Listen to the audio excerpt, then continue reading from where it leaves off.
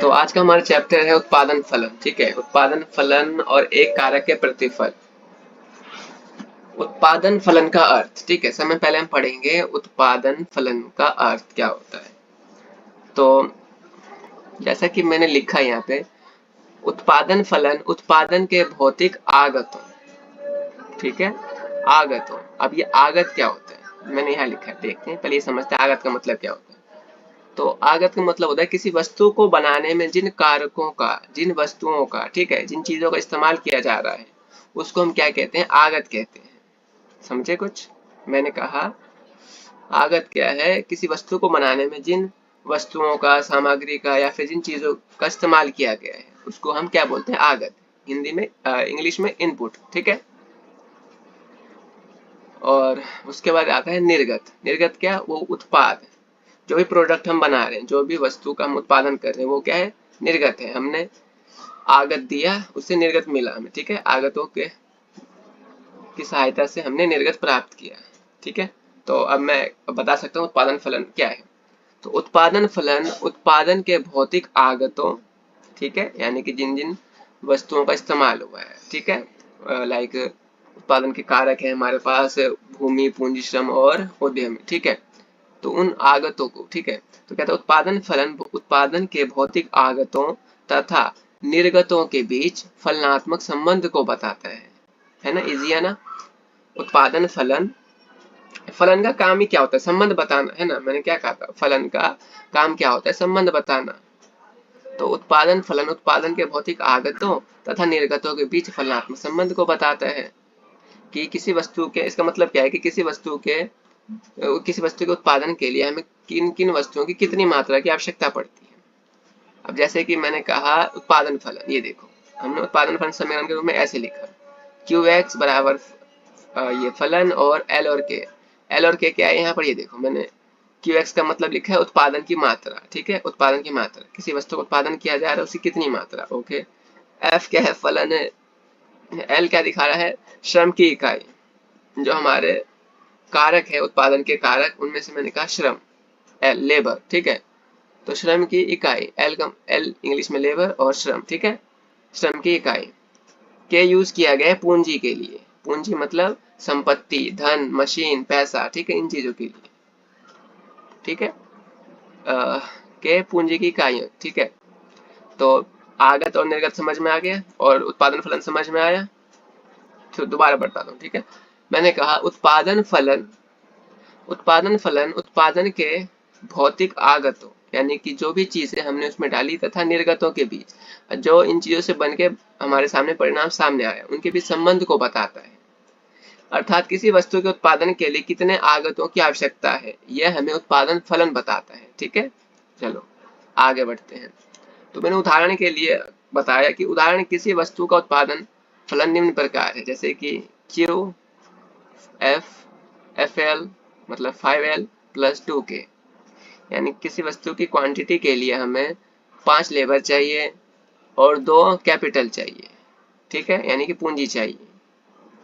तो इसका अर्थ है कि किसी वस्तु के उत्पादन के लिए एल श्रम की 5 इकाई तथा के पूंजी की 2 इकाइयों की आवश्यकता होती है। ठीक है, क्या बता रहा है, किसी वस्तु के उत्पादन के लिए हमें कितनी चीजें चाहिए, 5 तो लेबर चाहिए हमें, यानी 5 मजदूर चाहिए, एल फॉर लेबर, तो 5 मजदूर चाहिए, और 2 हमें कैपिटल।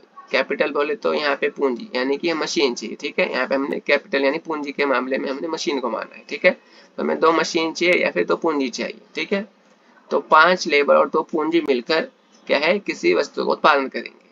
ठीक है, ये इक्वेशन हमें ये बता रहा है। अगर, ठीक है, अगर हम मान लेते हैं कि एल यानी लेबरों की संख्या 0 हो जाए, यानी कि बिना लेबर के अगर हम उत्पादन करते हैं केवल मशीनों की सहायता से, ठीक है, एल की 0 इकाई का तथा के की 20 इकाई का प्रयोग किया जाता है। किसी वस्तु के उत्पादन के लिए एल की 0 इकाई तथा के यानी कैपिटल पूंजी की 20 इकाई का प्रयोग किया जाता है, तो उस वस्तु की कुल उत्पादन मात्रा होगी। ठीक है, हमें तो हमारे पास जो मात्रा हमारा क्या कहते हैं उसको निर्गत, ठीक है, जो आउटपुट हमें मिलेगा कितना मिलेगा, ये रहा, हमने यहाँ पे कैलकुलेट किया और यहाँ पे मिला 40। ठीक है, ये जैसे कि 5 और 0। ठीक है, एल की वैल्यू कितनी है हमारे पास, एल की वैल्यू है हमारे पास अब की बार क्या कहते हैं इसको, 0, ठीक है। अगर L 0 कर दिया जाए तो इस तरीके से बनेगा। आगे बढ़ते हैं, ठीक है। मैंने कहा उत्पादन के कारक, थोड़ा जूम करता हूँ यहाँ पे, 1 मिनट, थोड़ा सा जूम करके दिखाऊं इधर कोने में, ये रहा, ठीक है। यहाँ पे देखो, मैंने कहा उत्पादन के कारक मुख्य रूप से उत्पादन के निम्नलिखित कारक हैं: श्रम, पूंजी, भूमि, उद्यमी, ठीक है। श्रम यानी कि मजदूर, पूंजी में हम कहेंगे धन, संपत्ति या फिर मशीन, और भूमि में जमीन, सबको मालूम है। और उद्यमी यानी एंटरप्रेन्योर, यानी फिर या फिर हम कहें स्वामी, जो मालिक होता है किसी बिजनेस को स्टार्ट करने वाला, ठीक है, किसी भी बिजनेस को स्टार्ट करने वाला। चलो आगे बढ़ते हैं। ये समझ में आया कि मैंने क्या कहा यहाँ पे, मैंने बताया कि उत्पादन के जो कारक कितने होते हैं, तो 4 होते हैं। ये मुख्य 4 कारक है ऊपर, ठीक है, जो मैंने लिखे ये ऊपर, ये 4 मुख्य उत्पादन के कारक है मेन। वैसे तो और भी है, लेकिन मेन यही है, ये 4, ठीक है। अगर ये 4 ना हो तो उत्पादन करना असंभव है, मतलब नामुमकिन है, ठीक है। इसलिए ये 4 चाहिए चाहिए। चलो अब आगे बढ़ते हैं। उत्पादन के कारक, स्थिर कारक और परिवर्ती कारक। नाम से ही पता चल रहा है, स्थिर कारक क्या मतलब, जो बदले नहीं, ठीक है, स्थिर रहे, फिक्स रहे, फिक्स फैक्टर है ना, इंग्लिश में फिक्स फैक्टर, बदलता नहीं है। कैसे नहीं बदलता, चलो बताते हैं। वह कारक, स्थिर कारक क्या है, वह कारक जो उत्पादन की मात्रा में परिवर्तन होने से भी परिवर्तित नहीं होते, स्थिर कारक कहलाते हैं, ठीक है। यानी उत्पादन बढ़े या घटे, वो क्या रहेंगे, उनकी मात्रा क्या रहेगी, स्थिर रहेगी। मैंने यहाँ लिखा, अर्थात उत्पादन के बढ़ने या घटने पर ये बढ़ते या घटते नहीं है, जैसे मशीन, ठीक है, जैसे मशीन। मैंने स्थिर कारकों में एग्जाम्पल लिया मशीन का, ठीक है। स्थिर कारक मशीन उत्पादन के शुरू होने से पहले स्थापित कर लिया जाता है, इसलिए वस्तु के स्थिर उत्पादन पर भी स्थिर कारक की कुछ मात्रा होगी। अब नॉर्मली क्या है, अगर हम कोई बिजनेस स्टार्ट करना चाहते हैं या किसी वस्तु को उत्पादन करना चाहते हैं और उस वस्तु के उत्पादन के लिए हमें कोई मशीन चाहिए, ठीक है, तो हम सबसे पहले तो जो भी ये सारा सामान इकट्ठा करेंगे, तो उसके बाद हम पहले मशीन भी ले आएंगे, है ना, पहले मशीन लाएंगे, उसके बाद तो उत्पादन करेंगे, ठीक है। जब हम मशीन लाएंगे तो ऐसा नहीं कि हम मशीन लाए उसी टाइम से उत्पादन शुरू हो गया होगा, हमें और चीजें भी तो चाहिए, हमें मजदूर लाने पड़ेंगे, है ना, और भी चीजें, कच्चा माल वगैरह सब चाहिए होगा। इसका मतलब मशीन के आने से ही तो ऐसा तो नहीं कि उत्पादन शुरू हो गया होगा। इसलिए कहा कि जीरो उत्पादन पर भी, यानी जब उत्पादन नहीं हो रहा है तो फिर भी कहता है स्थिर कारक की कुछ ना कुछ मात्रा होगी। स्थिर कारक यानी मशीन, अगर मशीन बंद है, सपोज संडे संडे का दिन है, बहुत सारी संडे का दिन होगा, ठीक है, कोई कंपनी है जिसमें 10 मशीन है जो 1000 क्वांटिटी उत्पादन करती है, किसी वस्तु का 1000 क्वांटिटी उत्पादन करती है, 10 मशीन है, ठीक है। संडे का दिन है, छुट्टी है, तो उत्पादन कितना हो रहा है, 0 हो रहा है, लेकिन मशीनों की संख्या कितनी है, 10 तो है। ऐसा तो नहीं है कि उन मशीनों को हटा दिया गया है, नहीं ना, वो मशीन तो है। इसलिए कहा है कि उत्पादन के 0 स्तर पर भी स्थिर कारकों की कुछ न कुछ मात्रा होती है, ठीक है। मैंने कहा स्थिर कारक उत्पादन के शुरू होने से पहले स्थापित कर लिए जाते हैं, इसलिए वस्तु के 0 उत्पादन पर भी स्थिर कारक की कुछ मात्रा होगी। समझ में आ गया, मेरी बातों को बार बार सुनने से तुम समझ जाओगे, ठीक है। वीडियो को रिवाइंड करके देख लेना, ठीक है, तुम्हें समझ में आएगा, और थोड़ा पढ़ के भी देखना इसको, जो भी मैंने यहाँ लिखा है। आगे बढ़ते हैं।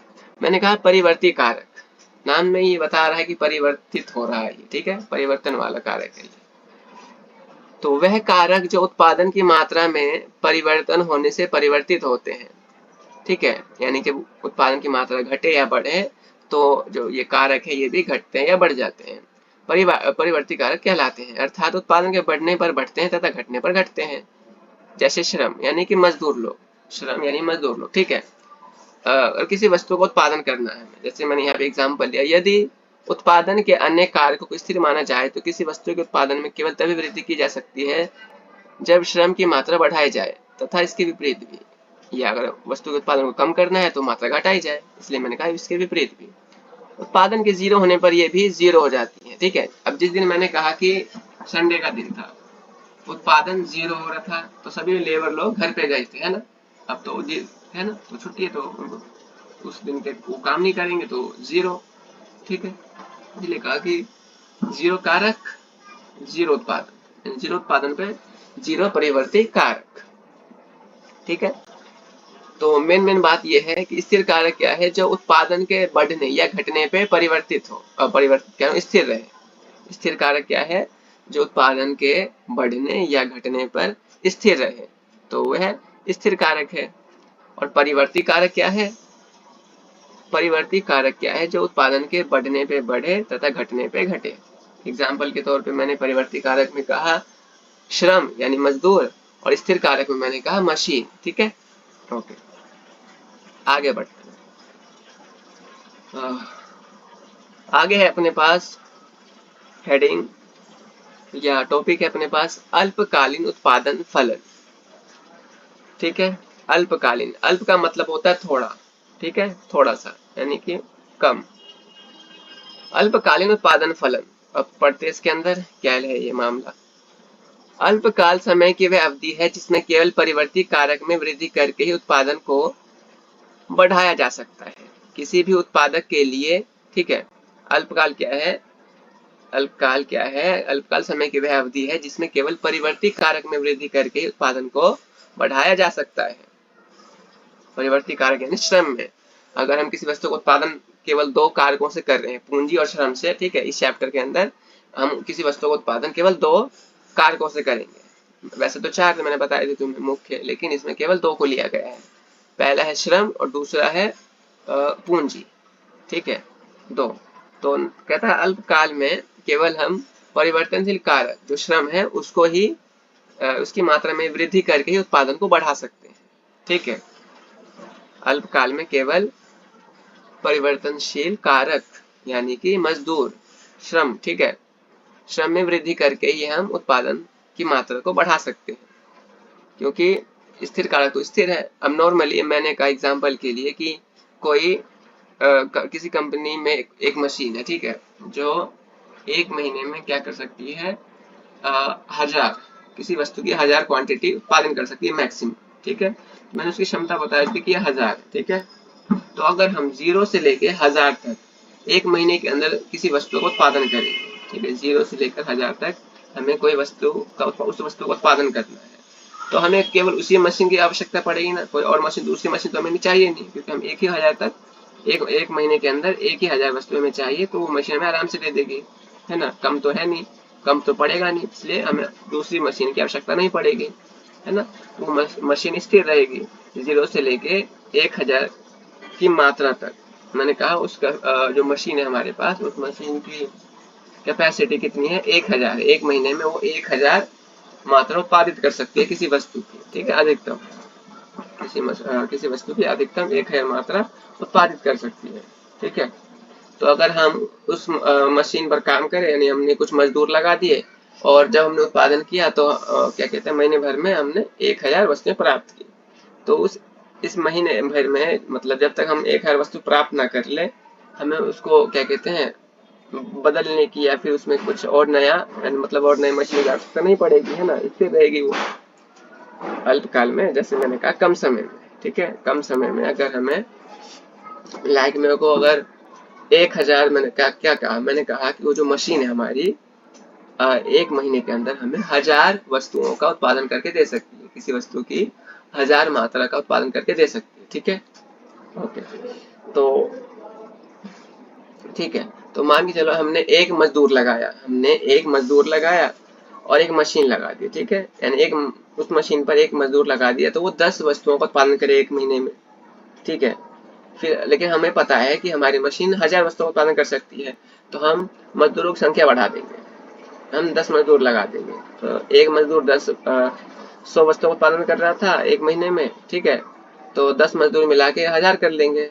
ठीक है, एक मशीन और 10 मजदूर मिलके, श्रम मिलके कितने 1000 वस्तुओं का उत्पादन कर लेंगे, तो हमारा जो उत्पादन का उच्चतम स्तर हम प्राप्त कर लेंगे, है ना, और हम संतुलन, जो हमारा उत्पादक हो वो संतुलन में हो जाएगा। ठीक है, और इस बीच में हमें अपने क्या कहते हैं, स्थिर कारक यानी कि जो पूंजी है, मशीन है, उसमें परिवर्तन, मतलब उसकी मात्रा को बढ़ाने की जरूरत नहीं पड़ेगी। ठीक है, तो ये अल्पकाल है।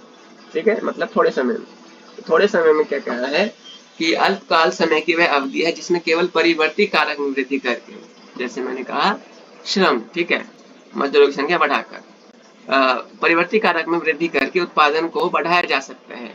किसी भी उत्पादक के लिए अल्पकाल में किसी स्थिर कारक जैसे मशीन को प्राप्त करना बहुत कठिन होता है।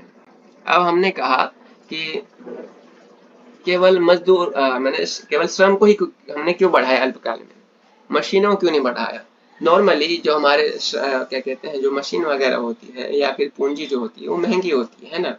ऐसे तो नहीं कि सस्ती आती है, इनकी कीमतें लाखों और करोड़ों में भी होती है कुछ मशीनों की कीमत, ठीक है। तो कम समय में उतनी महंगी चीजें खरीदना किसी भी उत्पादक के लिए मुश्किल होगा, ठीक है। अगर उसको खरीदना है तो वो थोड़े थोड़े पैसे इकट्ठा करेगा, अपने प्रॉफिट में से कुछ पैसा बचाएगा और कुछ टाइम के बाद जब वो पैसे हो जाएंगे तो या तो वो लोन ले लेगा या फिर किसी से कैसे भी जुगाड़ करके, मतलब कुछ टाइम के बाद ही कर पाएगा, ठीक है।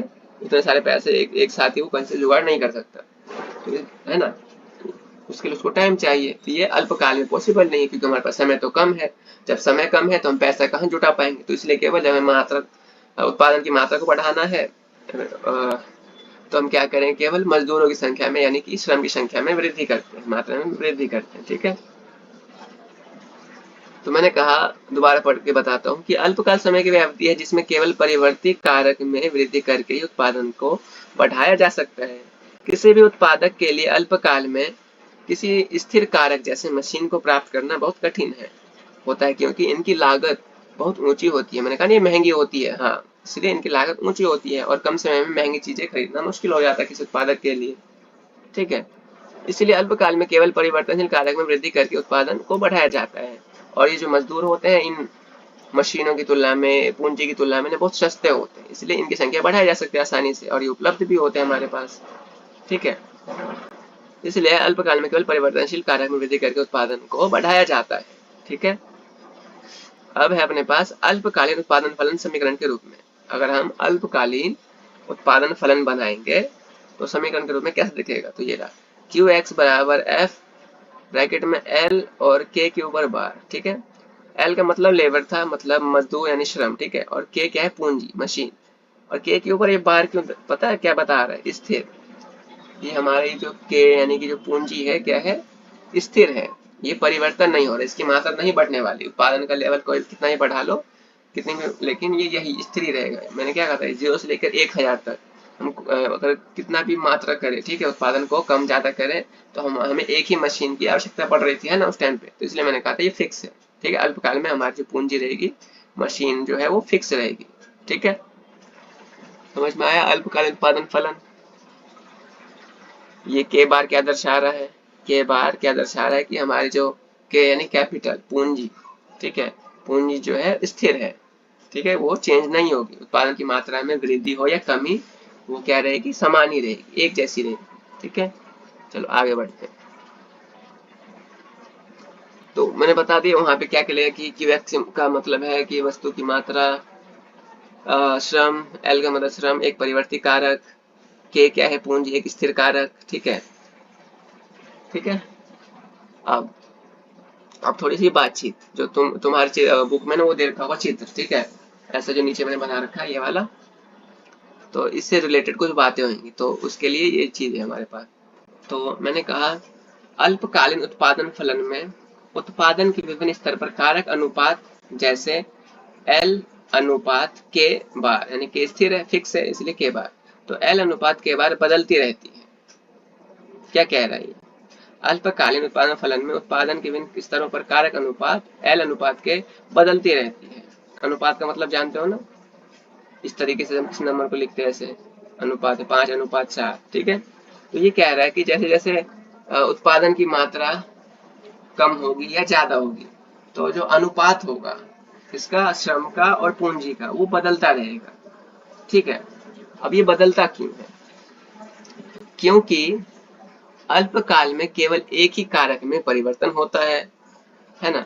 हम अल्पकालीन उत्पादन फलन जब पढ़ते हैं तो हमें पता चला कि हम केवल उत्पादन की मात्रा में जब वृद्धि हो सकती है जब केवल श्रम यानी कि परिवर्तनशील कारक में हम क्या कर सकते हैं, परिवर्तन करते हैं, तभी होती है ना। तो कहा कि अल्पकाल में केवल एक ही कारक में परिवर्तन होता है तथा एक स्थिर रहता है, क्योंकि एक फिक्स रहता है और दूसरा कम ज्यादा होता रहता है। उत्पादन बढ़ाएंगे तो वो बढ़ता रहेगा, जब उत्पादन घटाएंगे तो घटता रहेगा, ठीक है। तो इसलिए यह अनुपात उत्पादन के स्तर के अनुसार बदलता रहता है। यानी जो अनुपात है, लाइक एग्जाम्पल से जब मैं बताऊंगा तो पता चलेगा कि मैंने कहा कोई हमारे पास ये उत्पादन फलन है, किसी वस्तु का उत्पादन फलन है कि उसकी किसी वस्तु की 40 मात्रा का उत्पादन करने के लिए 5 तो लेबर चाहिए उसको, और 4 क्या चाहिए, पूंजी चाहिए। ठीक है, 4 पूंजी चाहिए। पूंजी के ऊपर बार है, के ऊपर बार है, तो मतलब फिक्स है, 4 पूंजी चाहिए तो चाहिए बस, और उससे कम नहीं कर सकना, ज्यादा करने वाले। तो इस अल्पकालीन उत्पादन फलन में किसी वस्तु की 40 इकाई का उत्पादन करने के लिए एल की 5 तथा के की 4 इकाइयों की आवश्यकता पड़ती है। यानी कि 5 मजदूर मिलकर तथा 4 मशीनों द्वारा 4 इकाई के यानी पूंजी यानी मशीन द्वारा आवश्यकता पड़ती है कितनी, 40 इकाई उत्पादन करने के लिए आवश्यकता पड़ती है। अतः यहाँ कारक अनुपात 5:4 होगा। कारक क्या होते हैं, लेबर और ये पूंजी कारक ही तो है उत्पादन के कारक। तो कहे कारक अनुपात, यानी इस कारक का अनुपात, यानी कि जो कारक है इस वस्तु के उत्पादन में कितनी कितनी मात्रा में चाहिए। तो एक चाहिए 5 मात्रा में, एक चाहिए 4 मात्रा में, इसलिए 5:4। ठीक है, 5:4 यानी 40 इकाई उत्पादन के लिए हमें 5:4 चाहिए। ठीक है, ये है अनुपात। ठीक है, पहला। अब कहता है जैसे हमने उत्पादन को बढ़ाया, ठीक है, 45 कर दिया, 40 से 45 कर दिया, तो जो परिवर्तनशील कारक है लेबर, उसमें देखो 1 की वृद्धि हो गई है ना, ये पहले 5 था, अब ये 6 हो गया। लेकिन अपना जो स्थिर कारक था पूंजी, वो स्थिर है, यहाँ पे अभी भी उसकी मात्रा 4 ही है। ठीक है, अब देखो, अब इस उत्पादन फलन में जब वस्तु के उत्पादन में वृद्धि की जाती है तो कारक अनुपात परिवर्तित होकर 6:4 हो जाता है ना। देखो ये चेंज हो गया ना, ये 6:4, ये 5:4, क्योंकि यहाँ पे एक मात्रा बढ़ाई है परिवर्तनशील में। ठीक है, और स्थिर वाला तो हमेशा स्थिर रहता है, इसलिए यहाँ भी स्थिर और यहाँ भी स्थिर। इसके अलावा और भी आगे जाएंगे, लाइक और मात्रा बढ़ाएंगे तो लाइक 7, 8, 9, 10 इस तरीके से, लेकिन ये वाला स्थिर ही रहेगा इस तरीके में। ठीक है, तो अनुपात तो बदल रहा है ना, यहाँ पे 5:4 का अनुपात हो रहा था, यहाँ पे 6:4 का अनुपात हो रहा था, ये बदल रहा है ना, दोनों अलग अलग अनुपात है ना। हाँ, इसमें बता रहा है कि इस चीज की 5 और इसमें कह रहा है 4, इसमें कह रहा है 6 और 4, तो अलग अलग अनुपात है। ठीक है, हो जाता है। अतः अल्पकालीन उत्पादन फलन परिवर्ती कारक अनुपात वाला होता है। तो इसलिए कहा कि अल्पकालीन उत्पादन फलन परिवर्तित यानी जो बदल जाए वैसा कारक अनुपात वाला होता है, परिवर्तित कारक अनुपात वाला होता है। बदल रहा है ना कारक अनुपात, ये क्या है, ये कारक अनुपात ही तो है। लेबर और पूंजी जो कारक है हमारे, उनके अनुपात को तो बता रही है ना। तो यहाँ पे अलग है और यहाँ पे अलग है, यानी परिवर्तित है, इसलिए कहा परिवर्तित कारक अनुपात वाला है।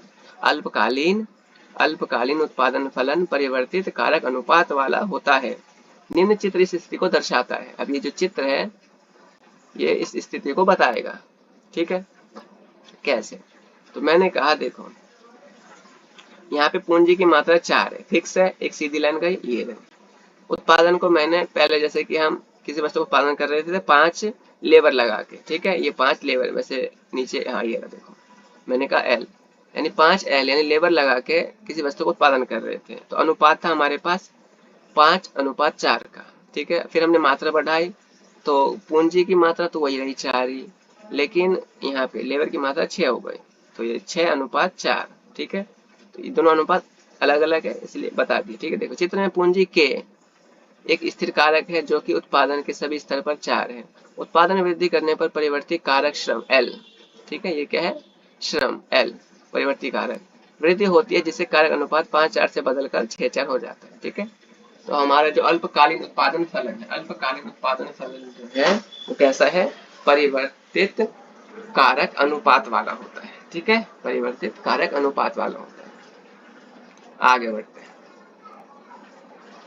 अगला है दीर्घकालीन उत्पादन फलन। दीर्घकालीन उत्पादन फलन, ठीक है, दीर्घकालीन उत्पादन फलन। तो मैंने कहा दीर्घकालीन उत्पादन फलन दीर्घकाल समय की वह अवधि है।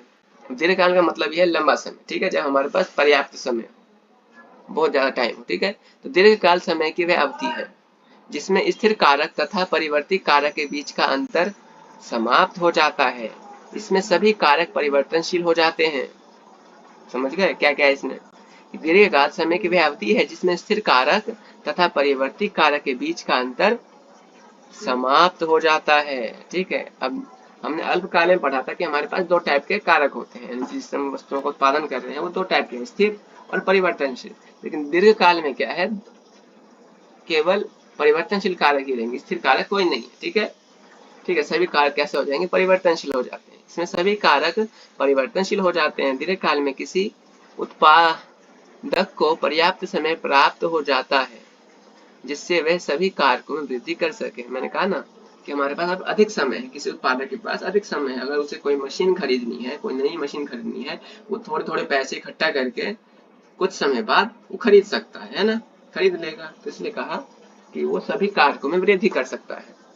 वृद्धि करने के लिए उसके पास पर्याप्त समय है। ठीक है, तो दीर्घकाल में सभी कारकों में वृद्धि करके उत्पादन को बढ़ाया जा सकता है। ठीक है, अब दोनों ही कारक क्योंकि बदल रहे हैं, लेबर भी बदल रहा है और पूंजी मशीन भी बदल रही है, तो इसलिए कहा कि दोनों कारकों में वृद्धि करके उत्पादन को बढ़ाया जा सकता है दीर्घकाल में। तो दीर्घकालीन उत्पादन फलन समीकरण के रूप में कैसे होगा, QX बराबर F और L और K। अब की बार देखो K के ऊपर बार नहीं है। ठीक है, जबकि हमारे इस पिछले वाले में यहाँ पे K के ऊपर बार था। यहाँ पे कहाँ गया, रुक जाओ एक मिनट, कहाँ गया, ये रहा, देखो यहाँ पे है ना, K के ऊपर बार।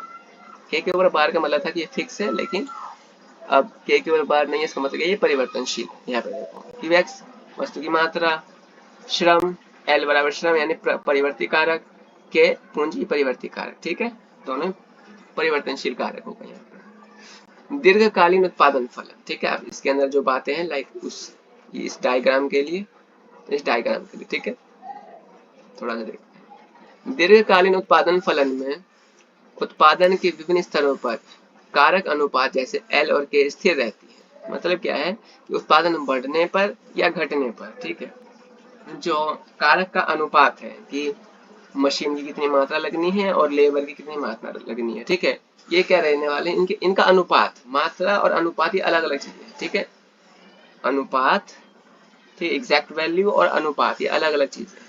ठीक है, अब तुम्हें क्लियर होंगे आगे जाएंगे तो कहा कि यह अनुपात ना हर जगह एक जैसी रहने वाली है, स्थिर रहती है, क्योंकि दीर्घकाल में सभी कारक में परिवर्तन होता है, इसलिए यह अनुपात उत्पादन के स्तर के बदलने पर भी परिवर्तित नहीं होते हैं। उदाहरण, जैसे कि किसी वस्तु के 40 इकाई का उत्पादन किया जा रहा था, तो उसके लिए हमें 5 लेबर और 4 कैपिटल की आवश्यकता पड़ रही थी, 4 पूंजी की आवश्यकता पड़ रही थी।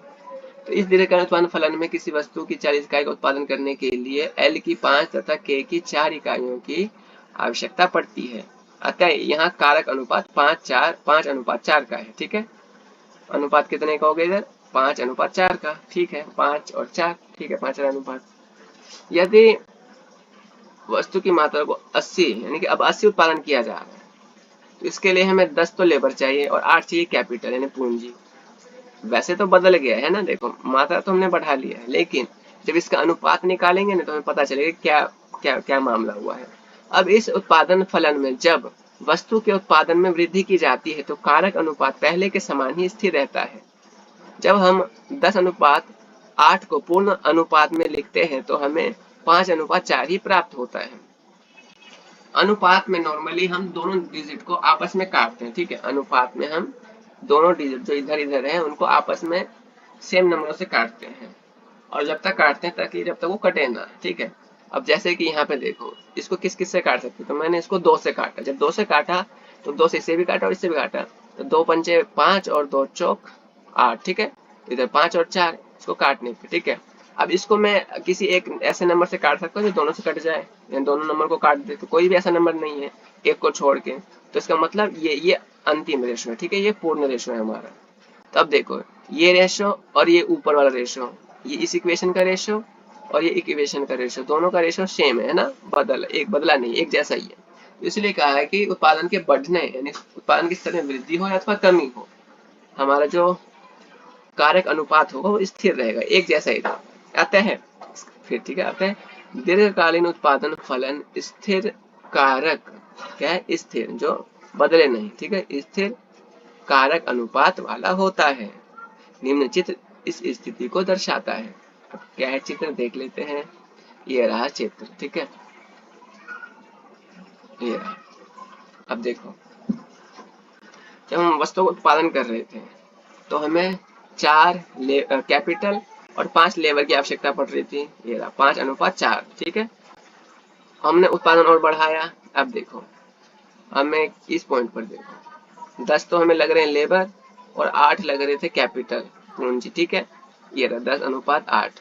लेकिन जब इसको हमने पूर्ण अनुपात में लिखा तो ये वापस हमारे हमें 5:4 ही मिला। इस तरह हम और आगे बढ़ाएंगे तो ये आगे जाके भी लाइक 4, 8, 12, इधर 12 हो जाएगा, इधर 15 हो जाएगा, ठीक है। और फिर काटेंगे तो ये हमें वापस उसी तरीके से छोड़ के मिलेगा। यानी जब हम काटेंगे, ठीक है, तो हमें काटने के बाद लास्ट में हमारे पास जब दोनों डिजिट को एक नंबरों से काटते काटते बिल्कुल पहुंचेंगे तो हमें पता चलेगा कि इधर भी 5 और इधर क्या कहते हैं 4, ऐसे यही चीज प्राप्त होगा वापस से। जब पूर्ण रेशो निकालेंगे, अनुपात निकालेंगे तो हमें यही चीज मिलेगी हर बिंदु पे आगे जाने के बाद, ठीक है। इसीलिए कहा कि जो अपना दीर्घकालीन उत्पादन फलन है कैसा है, स्थिर कारक अनुपात वाला, स्थिर कारक अनुपात वाला। तो वीडियो लंबी हो गई है तो इसलिए मैं यही रोक देता हूँ, ठीक है। बाकी फिर जैसे ही मिलेगा मौका मैं बता दूंगा।